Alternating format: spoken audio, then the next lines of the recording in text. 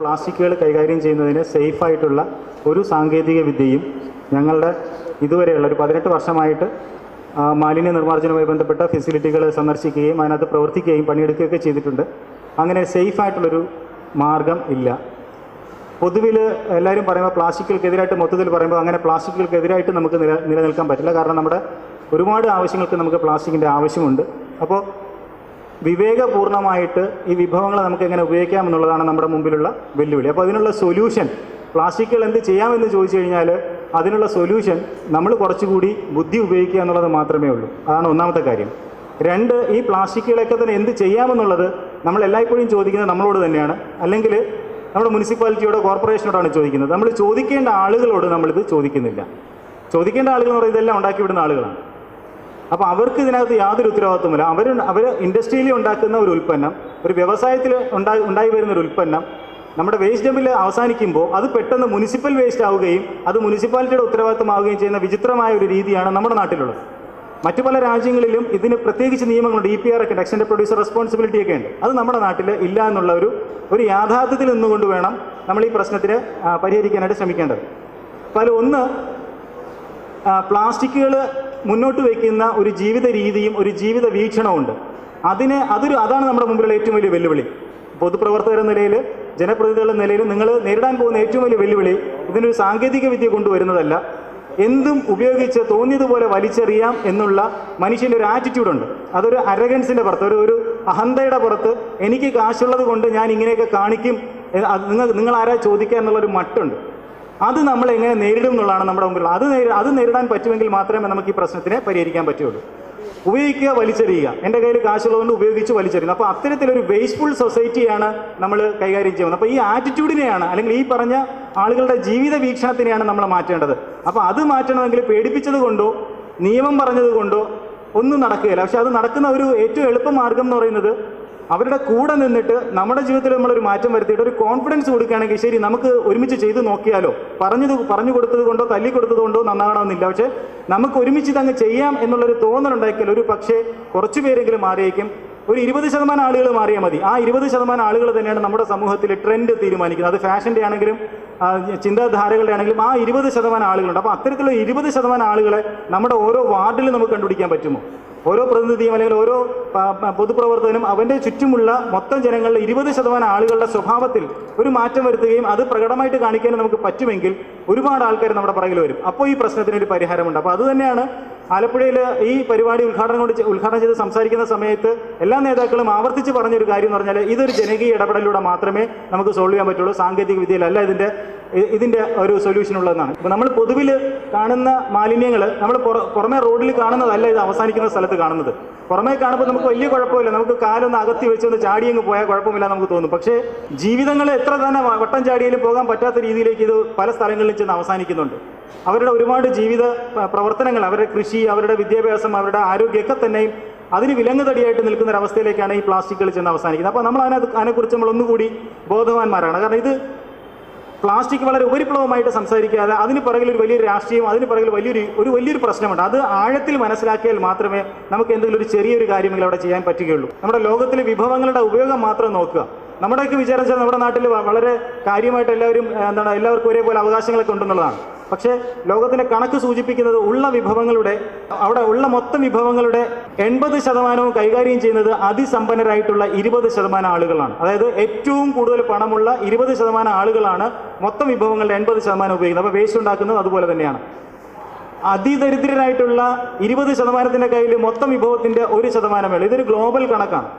പക്ഷേ ഈ അടുത്ത് ഞങ്ങൾ പൂനെ മുനിസിപ്പൽ കോർപ്പറേഷൻ ഏരിയയിൽ നടത്തിയ ഒരു പഠനത്തിൻ്റെ റിപ്പോർട്ട് പരിശോധിക്കുമ്പോഴേക്ക് ഇത് തന്നെയാണ് അവസ്ഥ. അവിടെ കോളനികളിൽ താമസിക്കുന്ന വളരെ പാവപ്പെട്ട ആളുകൾ ഉണ്ടാക്കുന്ന ആകെ മാലിന്യങ്ങൾ എന്ന് പറയുന്നത് വലിയവർ താമസിക്കുന്ന കോളനികളിൽ ഉണ്ടാകുന്നതിനേക്കാളും വളരെ കുറവാണ്. പക്ഷേ നമ്മുടെ എല്ലാ പ്രവർത്തനങ്ങളും നമ്മൾ കേന്ദ്രീകരിക്കുന്ന എളുപ്പം എന്താണ്? നമ്മൾ കുറച്ച് പാവപ്പെട്ട വീടുകളിലെ വീട്ടമ്മമാരാണെങ്കിൽ ബോധവൽക്കരണ പരിപാടികൾക്ക് ക്ലാസ്സുകൾക്ക് വന്നിരിക്കുക, അല്ലെങ്കിൽ നമ്മൾ കോളനികളിൽ ചെന്നിട്ടാണ് നിങ്ങൾ മാലിന്യത്തിൻ്റെ അളവ് കുറയ്ക്കണം, നിങ്ങൾ സെഗ്രിഗേറ്റ് ചെയ്യണം നമ്മൾ പറയുക. പക്ഷേ ഇതിലൊന്നും പെടാതെ ഒരു വിഭാഗം മാറി നിൽപ്പുണ്ട്. അത് നമ്മുടെ മുമ്പിൽ ഒരു വലിയ വെല്ലുവിളിയാണ്.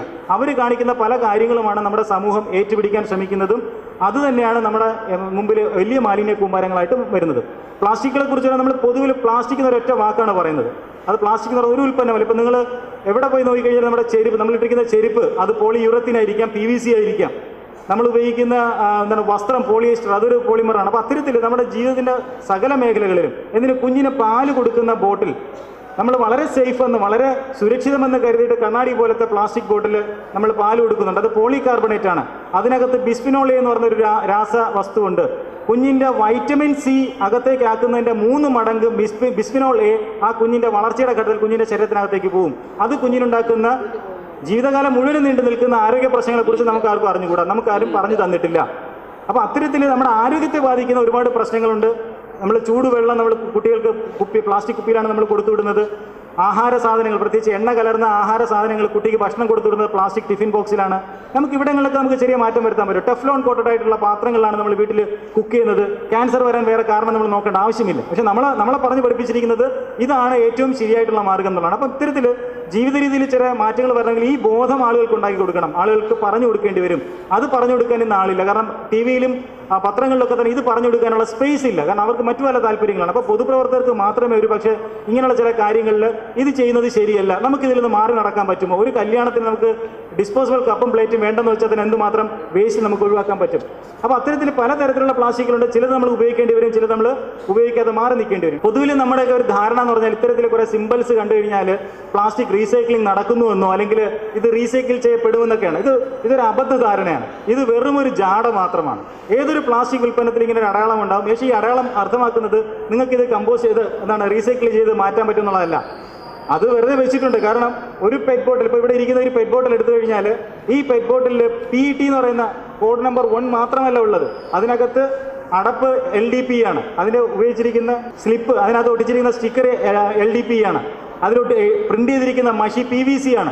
ഏറ്റവും അപകടം പിടിച്ച പ്ലാസ്റ്റിക്കാണ്. മനുഷ്യനെ അറിയുന്നതിൽ ഏറ്റവും അപകടം പിടിച്ച പ്ലാസ്റ്റിക് എന്ന് പറയുന്നത് PVC ആണ്. അത് ഉൽപ്പാദന സമയത്തും ഉപയോഗിക്കുന്ന സമയത്തും അത് ഡിസ്പോസ് ചെയ്യുന്ന സമയത്ത് അത് കത്തിക്കുകയോ ചൂടാക്കുകയൊക്കെ ചെയ്യുമ്പോഴും മാരകമായിട്ടുള്ള രാസവിഷങ്ങളാണ് ഉണ്ടാകുന്നത്. അപ്പോൾ അത്തരത്തിൽ അപകടം പിടിച്ച PVC ഫ്ലെക്സ് ആയിക്കോട്ടെ, നമ്മൾ പൈപ്പ് വെള്ളം കുടിവെള്ളത്തിന് ഉപയോഗിക്കുന്ന പൈപ്പുകളായിക്കോട്ടെ, അതൊക്കെ തന്നെയും അത്തരത്തിലുള്ള പ്ലാസ്റ്റിക്കാണ്. അപ്പോൾ ഇതൊന്നും റീസൈക്ലിംഗ് എന്ന് പറയുന്ന അത്ര എളുപ്പമുള്ള കാര്യമല്ല. കാരണം ഒരു പ്ലാസ്റ്റിക് ഉൽപ്പന്നവും വളരെ ശുദ്ധമായ അളവിലല്ല ഉള്ളത്. ഏതൊരു ഉൽപ്പന്നം, ഇപ്പോൾ ഈ ഇരിക്കുന്ന PVC കസേര എടുത്ത് നോക്കുകയാണെങ്കിൽ അതിനകത്ത് 70% PVC ഉള്ളൂ. ബാക്കി 30% സാധനങ്ങൾ മറ്റ് മെറ്റീരിയൽസ് ആണ്. ഘനലോഹങ്ങളുണ്ട്, കളറിംഗ് ഏജൻസ് ഉണ്ട്. അപ്പോൾ ഇതൊക്കെ നമ്മളെടുത്ത് എങ്ങനെയാണ് റീസൈക്കിൾ ചെയ്യുക? ഇന്ന് നമ്മൾ ലോകത്തിൽ 3-ാം സ്ഥാനത്താണ്, പ്ലാസ്റ്റിക് ഉപയോഗിക്കുന്നതിൽ 3-ാം സ്ഥാനത്താണ് നമ്മളുള്ളത്. പ്രതിവർഷം ഒരാൾ 12 കിലോ പ്ലാസ്റ്റിക്കുകൾ നമ്മൾ ഉപയോഗിക്കുന്നുണ്ട്. 40,000 കോടി രൂപയുടെ ബിസിനസ്സാണ് ഇന്ത്യയിലെ പ്ലാസ്റ്റിക്കുകൾ. 55,000 യൂണിറ്റുകളിലായിട്ട്, പ്രൊഡക്ഷൻ യൂണിറ്റുകളിലായിട്ടാണ് ഇതിൻ്റെ ഉൽപ്പാദന പ്രക്രിയ നടക്കുന്നത്. 40 ലക്ഷം ടൺ പ്ലാസ്റ്റിക്കാണ് നമ്മൾ ഒരു വർഷം ഇന്ത്യയിൽ ഉപയോഗിക്കുന്നത്. ഈ ഉൽപ്പാദിപ്പിക്കപ്പെടുന്ന പ്ലാസ്റ്റിക്കുകളുടെ മൂലപദാർത്ഥം, അതിന് അസംസ്കൃത വസ്തു മുഴുവനും കൈകാര്യം ചെയ്യുന്നത് ഒറ്റ കമ്പനിയാണ്, റിലയൻസ് ആണ്. അപ്പോൾ നമുക്ക് മനസ്സിലായി ഇതിൻ്റെ പൊളിറ്റിക്സ് എവിടെയാണെന്നുള്ളത്. അപ്പോൾ എന്തുകൊണ്ട് പ്ലാസ്റ്റിക് നിരോധനം പ്രാവർത്തികമാകുന്നില്ല എന്ന് വെച്ച് കഴിഞ്ഞാൽ ഇത് തന്നെയാണ് അതിൻ്റെ കാരണം. പെട്രോളിയം കമ്പനിയാണ് നമ്മുടെ രാജ്യത്തിൻ്റെ ഭാവി നിർണ്ണയിക്കുന്ന തീരുമാനങ്ങൾ എടുക്കുന്നത്. അപ്പോൾ അപ്പോൾ നമുക്ക് പ്ലാസ്റ്റിക്കിനെതിരെ പോരാടാനായിട്ട് ഒരു റീസൺ എന്ന് പറയുന്നത് ഇത്തരത്തിലുള്ള കുത്തകൾക്കെതിരായിട്ട് ഒരു നിലപാടെടുക്കുക എന്ന് പറയുന്നതും വളരെ പ്രധാനപ്പെട്ടതാണ്. ഒരു തുണിസഞ്ചി കൊണ്ടുപോകുമ്പോൾ അത് വളരെ വലിയൊരു പൊളിറ്റിക്കൽ ഡിസിഷനാണ്. 300% സബ്സിഡി അവൈലബിൾ ആക്കിയിട്ടുള്ള, അത് കുൽസിത മാർഗങ്ങളിലൂടെ സർക്കാരിൽ നിന്ന് 300% സബ്സിഡി തട്ടിയെടുത്തിട്ടുള്ള അംബാനിയോടൊപ്പമല്ല, മറിച്ച് ഒരു കുഞ്ഞിനെ വിദ്യാഭ്യാസം ചെയ്യിപ്പിക്കാൻ വേണ്ടിയിട്ട് തയ്യൽ മെഷീൻ ചവിട്ടി കറക്കി തുണിസഞ്ചി ഉണ്ടാക്കുന്ന ഒരു സ്ത്രീയോടൊപ്പമാണ് ഞാൻ എന്നുള്ളൊരു നിലപാട് പ്രഖ്യാപിക്കലാണത്.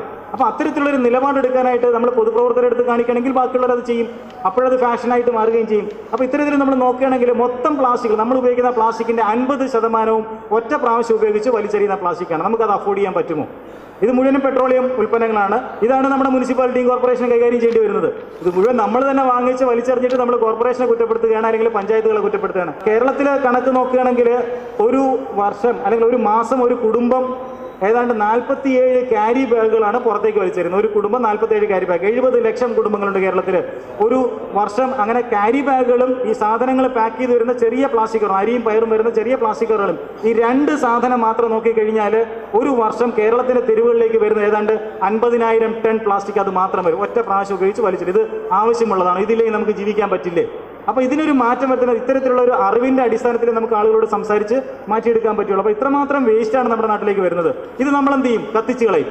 കത്തിച്ച കുഴപ്പമൊന്നുമില്ലല്ലോ എന്നാണ് നമ്മൾ പറയുന്നത്. അത് ചെറിയ അളവിൽ കത്തിച്ച കുഴപ്പമില്ല, ചൂട് കുറവായിരുന്നാൽ കൂടുതലായിരുന്ന കുഴപ്പമില്ല എന്ന് പറയും. പക്ഷേ കത്തിച്ചാൽ എന്തുണ്ടാകുമെന്ന് വെച്ച് കഴിഞ്ഞാൽ 200ഓളം രാസവിഷങ്ങളാണ് അതിൽ നിന്ന് പുറത്തേക്ക്. ഇത് നമുക്ക് അറിഞ്ഞുകൂടാ. നമ്മൾ വീട്ടിലെ മുറ്റത്തിട്ട് കത്തിക്കുകയാണ്. നമ്മുടെ കുഞ്ഞുങ്ങളെയും വരാനിരിക്കുന്ന തലമുറകളെയും പ്രത്യേകിച്ച് സ്ത്രീകളെയും കുഞ്ഞുങ്ങളെയും വളരെ അധികം ജീവിതകാലം നീണ്ടു നിൽക്കുന്ന ആരോഗ്യ പ്രശ്നങ്ങൾ ഉണ്ടാക്കുന്ന ഒരുപാട് രാസവസ്തുക്കൾ, അത് വെറും ഡയോക്സിനും ഫ്യൂറാനും മാത്രമല്ല, അതിനേക്കാളും കുഴപ്പം പിടിച്ച ഒരുപാട് സാധനങ്ങൾ അതിൽ നിന്ന് പുറത്തേക്ക് വരുന്നുണ്ട്. അപ്പോൾ ഇത് നമ്മൾ എങ്ങനെയാണ് ആളുകളോട് പറഞ്ഞ് മനസ്സിലാക്കി? അപ്പോൾ ഇത് സൊല്യൂഷൻ എന്ന് പറയുന്നത് നമ്മളൊന്ന് ഇതിൻ്റെ അളവ് കുറയ്ക്കണം. നമുക്കൊരു മെറ്റീരിയൽ യൂസ് പോളിസി വേണം. ഒരു മെറ്റീരിയൽ യൂസ് പോളിസി ഉണ്ടാകുന്നത് ജനങ്ങളുമായിട്ട് സംസാരിച്ച് സംവദിച്ച് ഒരു ചർച്ചയിലൂടെ മാത്രമേ ഉണ്ടായി വരുള്ളൂ. അതല്ലാതെ പെട്ടെന്ന് ഒരു ദിവസം ക്യാബിനറ്റ് തീരുമാനിച്ചിട്ട് ഫ്ലെക്സ് ബാനർ നിരോധിക്കുന്ന പറഞ്ഞ പോലെ ഒരു തീരുമാനമാണ്. അത് വെറുതെ ആളുകളെ പറ്റിക്കാൻ വേണ്ടി മാത്രമാണ്. അപ്പോൾ ഇതിനകത്ത് ഇത്തരത്തിലുള്ള ഈ പൊതുപ്രവർത്തകർ ജനങ്ങളോട് സംസാരിച്ചിട്ട് നമുക്കൊരു മെറ്റീരിയൽ യൂസ് പോളിസി, നമ്മുടെ നാട്ടിൽ നടക്കുന്ന പരിപാടികളിൽ നമ്മൾ ഫ്ലെക്സ് ബാനർ ഉപയോഗിക്കുന്നത് നേരത്തെ എടുത്ത തീരുമാനമാണ്. നമ്മുടെ പരിപാടികളിൽ നമ്മൾ ഡിസ്പോസിബിൾ കപ്പും പ്ലേറ്റ്, ഒരു കല്യാണത്തിനായിക്കോട്ടെ അങ്ങനെ ഒരു സാധനം നമ്മൾ ഉപയോഗിക്കില്ല. ഒരു ക്യാരി ബാഗ് നമ്മൾ വില കൊടുത്ത് വാങ്ങിക്കില്ല. നമ്മുടെ കയ്യിലുള്ള ഒരു ക്യാരി ബാഗ് നമ്മൾ ചിലപ്പോൾ 1-2 പ്രാവശ്യം നമ്മൾ ഉപയോഗിച്ചിരിക്കും. ഒരു കല്യാണത്തിന് പോകുമ്പോൾ ഒരു പൊതുപ്രവർത്തകൻ അല്ലെങ്കിൽ ഒരു ജനപ്രതിനിധി ഒരു കല്യാണത്തിന് വീട്ടിൽ ചെല്ലുമ്പോൾ അവർ സ്നേഹപൂർവ്വം ഭക്ഷണം എടുത്ത് ഡിസ്പോസിബിൾ പ്ലേറ്റിൽ തരുമ്പോൾ എനിക്കിതിൽ വേണ്ട, നിങ്ങളെ വീട്ടിൽ തന്നെയുള്ള അടുക്കളയിൽ ഒരു പാത്രം എടുത്തിട്ട് അതിനകത്ത് തന്നാൽ ഞാൻ കഴിക്കാമെന്ന് സ്നേഹപൂർവ്വം പറയുമ്പോൾ അത് 3 പ്രാവശ്യം പറയുമ്പോഴേക്കും വലിയൊരു മാറ്റം ഉണ്ടാക്കും. ആദ്യം മെമ്പർ വരും, ആ മെമ്പറിന് നമ്മൾ ഇതിൽ തരുന്നില്ല എന്ന് പറയുകയും പിന്നെ അത് മൊത്തത്തിൽ മാറ്റാൻ അവർ തയ്യാറാവുകയും ചെയ്യും. അപ്പോൾ അത്തരത്തിലുള്ള ചെറിയ സ്നേഹപൂർവ്വമായിട്ടുള്ള ഇടപെടലുകൾ, അതാണ് ഈ പറയുന്ന വരുന്ന ഒരു 8 മാസത്തിനകത്ത് നമുക്ക് ചെയ്ത് ഉണ്ടാക്കിയെടുക്കേണ്ട ഒരു ഇംപ്രഷൻ. അപ്പോൾ ഇതിൽ സോഴ്സ് സെഗ്രിഗേഷനാണ്. നമ്മൾ മുഴുവനും കാണുന്നത് മൊത്തം മാലിന്യത്തിൻ്റെ 75% ജൈവ മാലിന്യങ്ങളാണ്. അപ്പോൾ ഉറവിടത്തിൽ തരംതിരിച്ചാൽ തന്നെ മൊത്തം പ്രശ്നത്തിന് 70% സോൾവ് ചെയ്തു. ജൈവമാലിന്യങ്ങൾ കൈകാര്യം ചെയ്യുന്ന എങ്ങനെയെന്നുള്ളതിനെ കുറിച്ച് ഇവിടെ ക്ലാസ്സുകൾ കഴിഞ്ഞു. വളരെ എളുപ്പമാണ്. അത് റോക്കറ്റ് സയൻസ് ഒന്നുമല്ല, സ്ഥലമില്ലാത്തവർക്ക് പോലും ചെയ്യാൻ പറ്റുന്ന ഒരു കാര്യമാണ്. അജൈവ മാലിന്യങ്ങളിൽ പ്ലാസ്റ്റിക്കിൽ 4%മേ ഉള്ളൂ. ഈ 4% പ്ലാസ്റ്റിക്കിനെ നമ്മൾ 75% ജൈവ മാലിന്യങ്ങളോടെ മിക്സ് ചെയ്തിട്ടാണ് നമ്മൾ പ്രോബ്ലം ഉണ്ടാക്കിയിട്ടുള്ളത്. അപ്പോൾ ഈ 4% വരുന്ന ഈ പ്ലാസ്റ്റിക്കുകളെ നമുക്ക് വേർതിരിച്ച് ഒരു 3-4 സഞ്ചികളിലായിട്ട് നമുക്ക് വീടുകളിൽ തന്നെ സൂക്ഷിച്ചുകൂടെ, കഴുകി സൂക്ഷിച്ചുകൂടെ? ഇപ്പം തിരുവനന്തപുരം കോർപ്പറേഷനിൽ ഇപ്പോൾ പ്രത്യേകിച്ച് നെടുങ്കാട് വാർഡിൽ കാലാകാലങ്ങളായിട്ട് എല്ലാ മാലിന്യങ്ങളും കൊണ്ടിരുന്ന പഴയ ബാങ്ക് ഇരുന്ന സ്ഥലത്ത് അവിടെയാണ് എല്ലാ വേസ്റ്റും കൊണ്ടിടുന്നത്. ആ സ്ഥലം ഇന്ന് മുഴുവൻ ക്ലീൻ ചെയ്തിട്ട് അവിടെ ഒരു നിർമ്മലിൻ്റെ ഒരു യൂണിറ്റ് വെച്ചിട്ടുണ്ട്. അപ്പോൾ അവിടെ നമുക്ക് പ്ലാസ്റ്റിക് എടുക്കാനുള്ളൊരു സംവിധാനമുണ്ട്. പക്ഷേ നമ്മൾ മറന്നു പോകുന്ന ഒരു കാര്യം, എടുക്കാനായിട്ടൊരു മനുഷ്യനാണ് അവിടെ ഇരിക്കുന്നത്, ഒരു പെൺകുട്ടിയാണ് അവിടെ ഇരിക്കുന്നത്. നമ്മൾ വീട്ടിൽ നിന്ന് ഈ വേസ്റ്റ് കഴുകാതെ അതേപോലെ നാറ്റമുള്ള സാധനമായിട്ട് കൊണ്ടുപോകാനായിട്ട് ആരും അനുവദിക്കരുത്. കൊണ്ടുപോകുന്ന ആളുകളുണ്ട്, അത്തരത്തിലുള്ള സ്വഭാവമുള്ള ആളുകളുണ്ട്. അത് പറയേണ്ട ഒരു കാര്യം, ഇത് വൃത്തിയായിട്ടാണെങ്കിൽ മാത്രം അവിടെ കൊണ്ടുപോകാൻ പറ്റുള്ളൂ. അത് തരംതിരിച്ച് വൃത്തിയാക്കി അവിടെ ചെല്ലേണ്ടത് ഒരു ആവശ്യമാണ്. അപ്പോൾ അത്തരത്തിൽ സ്വഭാവത്തിലൊരു മാറ്റം ഉണ്ടാക്കിയെടുക്കാനായിട്ട് നമ്മുടെ വീടിനടുത്തുള്ള 5 പേരെ കൊണ്ട് ചെയ്യിപ്പിക്കാൻ പറ്റുമെങ്കിൽ അത് വളരെ വലിയൊരു കാര്യമാണ്. ഇന്ന് ഇവിടെയുള്ള മൊത്തം പ്രവർത്തകരുടെ എണ്ണത്തിനെ കുറിച്ച് പറയുന്നുണ്ടായിരുന്നു. നമ്മൾ ഓരോരുത്തരും 10 വീടുകളിൽ നമുക്ക് ഇൻഫ്ലുവൻസ് ചെയ്യാൻ പറ്റുമെങ്കിൽ അതുണ്ടാക്കുന്ന അതിൻ്റെ വ്യാപ്തിയെക്കുറിച്ച് ആലോചിച്ചു. അപ്പോൾ ഒരുപാട് മാർഗ്ഗങ്ങളുണ്ട്. നമുക്ക് സാങ്കേതിക വിദ്യകളിൽ നമുക്ക് ഇതിനകത്ത് ഇപ്പോൾ ചെയ്യാൻ പറ്റുന്ന ഒരു കാര്യം റിസോഴ്സ് റിക്കവറി സെൻ്ററുകൾ തുടങ്ങുക എന്നുള്ളതാണ്. ഈ റിസോഴ്സ് റിക്കവറി സെൻ്റർ തുടങ്ങാനായിട്ട് നമ്മുടെ നാട്ടിൽ പലപ്പോഴും ശ്രമിച്ചിട്ട് പരാജയപ്പെട്ടിട്ടുള്ളതാണ്. അതിനുള്ള റീസൺ എല്ലാവർക്കും ഇതിലൊരു പേടിയാണ്. അങ്ങനെ പേടിക്കേണ്ട ഒരു കാര്യമല്ല റിസോഴ്സ് റിക്കവറി സെൻ്ററുകൾ. അതായത് പ്ലാസ്റ്റിക്കുകൾ വേറെയും പേപ്പർ വേറെയും ഒക്കെ ആയിട്ട് മാറ്റി വെച്ച് കഴിഞ്ഞാൽ ആക്രി കച്ചവടക്കാരുണ്ട്. ഇപ്പോൾ ഞങ്ങൾ തിരുവനന്തപുരത്ത് നഗരത്തിനും അതിന് ചുറ്റുമുള്ള ആക്രി കച്ചവടക്കാരുടെ മുഴുവൻ ഒരു ഡയറക്ടറി ഉണ്ടാക്കിയിട്ടുണ്ട്. അപ്പോൾ നിങ്ങളുടെ കയ്യിലുള്ള മാലിന്യം, അത് പേപ്പർ ആയിക്കോട്ടെ, പേപ്പർ നോട്ട്ബുക്ക് പേപ്പറാണോ, നിങ്ങളുടെ സ്ഥലം എവിടെയാണ്, ആ സ്ഥലത്തിനടുത്ത് ഏറ്റവും അടുത്തുള്ള ആളുകളുടെ ഫോൺ നമ്പർ കിട്ടുന്നൊരു സംവിധാനം ഞങ്ങളുടെ വെബ്സൈറ്റിൽ ചെയ്തു വെച്ചിട്ടുണ്ട്. ഇപ്പോൾ ഒരുപാട് പേര് അത് പ്രയോജനപ്പെടുത്തുന്നുണ്ട്. ഞങ്ങൾ തുടങ്ങി വെച്ചിട്ട് ഇപ്പോൾ 2 വർഷമായി. ഒരുപാട് പേര് പ്രയോജനപ്പെടുത്തുന്നുണ്ട്. ആക്രി കച്ചവടക്കാരെ കണ്ടുപിടിച്ചിട്ട് അവർക്ക് കൊടുക്കാം.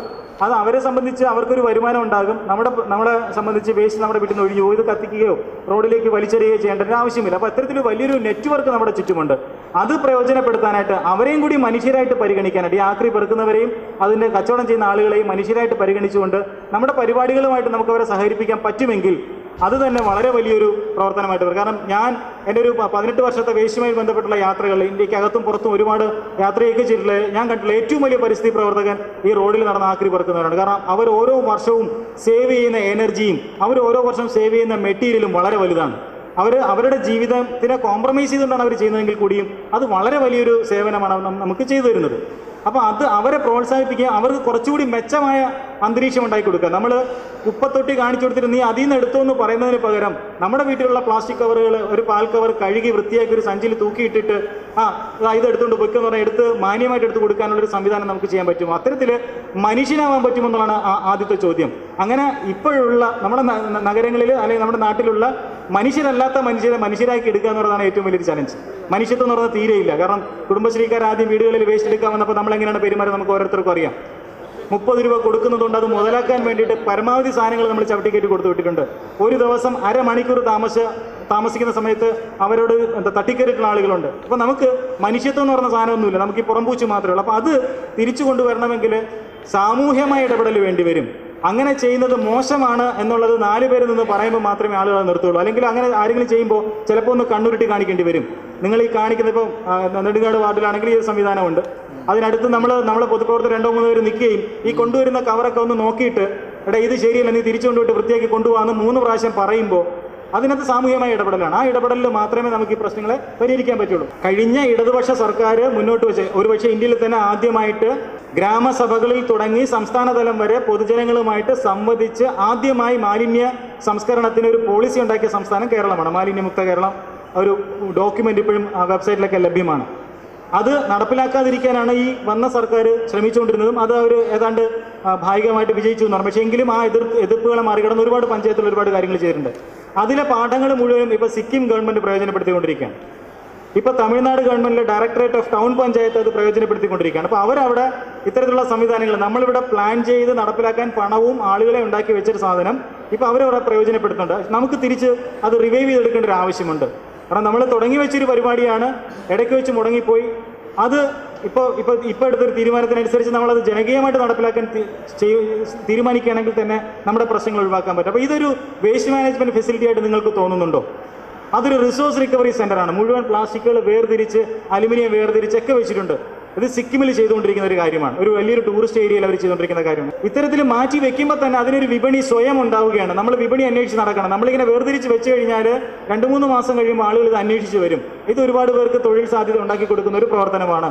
അത് മാത്രവുമല്ല നമ്മുടെ ചുറ്റുവിട്ട് നമ്മൾ കത്തിച്ച് നമ്മുടെ ആരോഗ്യ പ്രശ്നങ്ങൾ ഉണ്ടാക്കുന്നതിൽ നമുക്ക് ഒഴിവാക്കാനും വരും. നമുക്കൊരു പക്ഷേ വേണ്ടി വരുന്ന സാങ്കേതിക വിദ്യ എന്ന് പറയുന്നത് മാലിന്യങ്ങളെ ഈ അഴുക്ക് പിടിച്ച പ്ലാസ്റ്റിക്കുകളൊക്കെ തന്നെ ഒന്ന് കഴുകിയെടുക്കുന്നതിനുള്ളൊരു റോട്ടറി സീവോ അല്ലെങ്കിൽ ഇതിനൊന്ന് കംപ്രസ് ചെയ്യുന്നതിനുള്ളൊരു ബെയിലിംഗ് മെഷീനൊക്കെയാണ് നമുക്ക് സാങ്കേതിക വിദ്യകളായിട്ട് വേണ്ടി വരുന്നത്. അതല്ലാതെ റീസൈക്ലിംഗ് ഫാക്ടറി നമ്മൾ തുടങ്ങേണ്ട ആവശ്യമില്ല. കാരണം തൊട്ടടുത്ത് തമിഴ്നാട്ടിൽ ഒരുപാട് ഫാക്ടറികൾ പ്രവർത്തിക്കുന്നുണ്ട്. അവർക്ക് ഈ സാധനങ്ങൾ എത്തിച്ചു കൊടുത്താൽ മതി. അപ്പം ഇത്തരത്തിലുള്ള ചെറിയ ലഘു യന്ത്രങ്ങൾ ഉപയോഗിച്ചുകൊണ്ട് തന്നെ അത് ഹൈഡ്രോളിക് ഇതിൽ വർക്ക് ചെയ്യുന്നതാണ് ഈ ബെയിലിംഗ് മെഷീൻ. എല്ലാം കൂടെ വലിയൊരു കട്ടയാക്കി നമുക്ക് കിട്ടും. നമ്മുടെ പ്ലാസ്റ്റിക് റീസൈക്ലിങ്ങിനെ കുറിച്ച് പറയുമ്പോൾ 40%-40%-ത്തിലും താഴെയാണ് നമ്മുടെ പ്ലാസ്റ്റിക് റീസൈക്ലിംഗ് നടക്കുന്നത്. ഇൻഡസ്ട്രി അവകാശപ്പെടുന്നത് 60% എന്നൊക്കെയാണ്. കാരണം പെട്രോളിയം ഇൻഡസ്ട്രിക്ക് അവരുടെ ആവശ്യങ്ങൾ സംരക്ഷിച്ചേ പറ്റുള്ളൂ. കേരളത്തിലെ 15% താഴെയാണ് പ്ലാസ്റ്റിക് റീസൈക്ലിംഗ് നടക്കുന്നത്. അപ്പോൾ അതൊന്നും നമുക്ക് മെച്ചപ്പെടുത്താൻ പറ്റുമോ? ആ റീസൈക്ലിംഗ് റേറ്റ് മെച്ചപ്പെടുത്തണമെങ്കിൽ ഇന്ന് പൊതുവഴിയിൽ ഉപേക്ഷിക്കപ്പെടുന്ന സാധനങ്ങൾ ശേഖരിച്ച് സൂക്ഷിച്ച് നമുക്ക് എത്തിക്കാൻ പറ്റുമെങ്കിൽ നമുക്ക് ഇതിനകത്തൊരു മാറ്റം കൊണ്ടുവരാൻ പറ്റും. മാത്രമല്ല കോംപ്ലക്സ് ആയിട്ടുള്ള ഒരുപാട് പ്ലാസ്റ്റിക് മെറ്റീരിയൽസ് വരുന്നുണ്ട്. ഇപ്പോൾ ഉദാഹരണത്തിന് ലേസ്, കുർക്കുറെ തുടങ്ങിയ സാധനങ്ങൾ വരുന്നത് മൾട്ടി ലെയർ പ്ലാസ്റ്റിക്കാണ്. അലുമിനിയം ഫോയിൽ ചേർന്നിട്ടുള്ള പ്ലാസ്റ്റിക്കാണ്. അത് റീസൈക്കിൾ ചെയ്യാൻ പറ്റില്ല. അപ്പോൾ റീസൈക്കിൾ ചെയ്യാൻ പറ്റാത്ത പ്ലാസ്റ്റിക്കുകൾ തിരിച്ച് നമുക്ക് അങ്ങോട്ട് കത്തെഴുതിയാൽ എന്താണ്? 50 പ്ലാസ്റ്റിക് കവറുകൾ ശേഖരിച്ച് വെച്ചിട്ട് ടൈഗർ ബിസ്ക്കറ്റ്സിനോ അല്ലെങ്കിൽ ഈ പറഞ്ഞ ഏതെങ്കിലും കമ്പനിക്ക് ഒരു കത്തെഴുതുക. ഇത് നിങ്ങൾ തിരിച്ചെടുക്കണം. ഇത് പല സ്ഥലങ്ങളിൽ ചെയ്തു തുടങ്ങിയിട്ടുണ്ട്. ഇപ്പോൾ സിക്കിമിലൊക്കെ കുട്ടികളെ കൊണ്ട് ഇത് കത്തുകൾ എഴുതി തുടങ്ങിയിട്ടുണ്ട്. അപ്പോൾ നമ്മുടെ മാത്രം ഉത്തരവാദിത്തം നമ്മുടെ ഭാഗം ചെയ്യുകയും അവർ ചെയ്യേണ്ട കാര്യം അവർ ഓർമ്മിപ്പിക്കുകയും വേണം. ഇതൊരു വിപണിയുടെ ഒരു തന്ത്രമായിട്ട് തന്നെ നമ്മളിത് ചെയ്യുകയും വേണം. ഇതുപോലെ ഒരുപാട് ഉൽപ്പന്നങ്ങൾ നമുക്ക് ഉണ്ടാക്കാൻ പറ്റും. അത് പകരം വയ്ക്കാനുള്ള ഒരുപാട് ഉൽപ്പന്നങ്ങൾ. ഞങ്ങൾക്ക് കോവളത്ത് സീറോ വേസ്റ്റ് സെൻ്റർ എന്ന് പറഞ്ഞൊരു സ്ഥാപനമുണ്ട്. അവിടെ ഇത്തരത്തിലുള്ള ഒരുപാട് ഉൽപ്പന്നങ്ങൾക്ക് സ്ത്രീകൾക്ക് പരിശീലനം നൽകുന്നുണ്ട്. ഉണ്ടാക്കുന്ന ഉൽപ്പന്നങ്ങൾ നല്ലൊരു വിപണിയുണ്ട്. ആ വിപണി കണ്ടെത്തുന്നതിന് ഞങ്ങൾ സഹായിക്കുന്നുണ്ട്. ഇതൊക്കെ തന്നെ കൂളായിട്ടുള്ള ഒരുപാട് ഉൽപ്പന്നങ്ങൾ, ഡിമാൻഡുള്ള സാധനങ്ങൾ നമുക്ക് ഉണ്ടാക്കും. നമ്മുടെ നാടിൻ്റെ ഒരു പ്രത്യേകത വെച്ചാൽ ഇത്തരത്തിലുള്ള കഴിവുള്ള ഒരുപാട് ആളുകളുണ്ട്, മെറ്റീരിയൽസ് ഉണ്ട്. അത് കൈത ആയിക്കോട്ടെ, വാഴനാരായിക്കോട്ടെ, കുളവാഴ ആയിക്കോട്ടെ, കടലാസ് ആയിക്കോട്ടെ, മുള ആയിക്കോട്ടെ, ചിരട്ട ആയിക്കോട്ടെ, നമുക്ക് ഒരുപാട് സാധനങ്ങളുണ്ട്. അത് ഉപയോഗിക്കാൻ അറിയുന്ന ആളുകളുണ്ട്. അപ്പോൾ അത്തരത്തിലുള്ള ഉൽപ്പന്നങ്ങൾക്ക് നമുക്കൊരു പ്രോത്സാഹനം, നമ്മൾ ഓരോരുത്തരും വിചാരിച്ച ഒരു പ്രോത്സാഹനം കൊടുക്കുകയാണെങ്കിൽ തന്നെ അതുമായി ബന്ധപ്പെട്ട് ജീവിക്കുന്ന ഒരുപാട് പേരുടെ ജീവിതത്തിലൊരു മാറ്റം ഉണ്ടാകും. അത് നമ്മുടെ പ്ലാസ്റ്റിക്കുമായിട്ട് ബന്ധപ്പെട്ടിട്ടുള്ള നമുക്ക് ഇന്ന് സോൾവ് ചെയ്യാൻ പറ്റാത്ത ഒരുപാട് ഇഷ്യൂസിൽ മാറ്റം ഉണ്ടാക്കും. അപ്പോൾ ഇതുമായിട്ടുള്ള ബന്ധപ്പെട്ടിട്ടുള്ള കൂടുതൽ ചർച്ചകൾക്ക് അല്ലെങ്കിൽ ചോദ്യങ്ങൾക്ക് ഈ പരിപാടി കഴിഞ്ഞതിന് ശേഷമോ എപ്പോഴെങ്കിലും നേരിട്ട് ബന്ധപ്പെടാം, അല്ലെങ്കിൽ ഇതിൻ്റെ സംഘാടകർ വഴി ബന്ധപ്പെടാമെന്നാണ്. വളരെയധികം നന്ദി.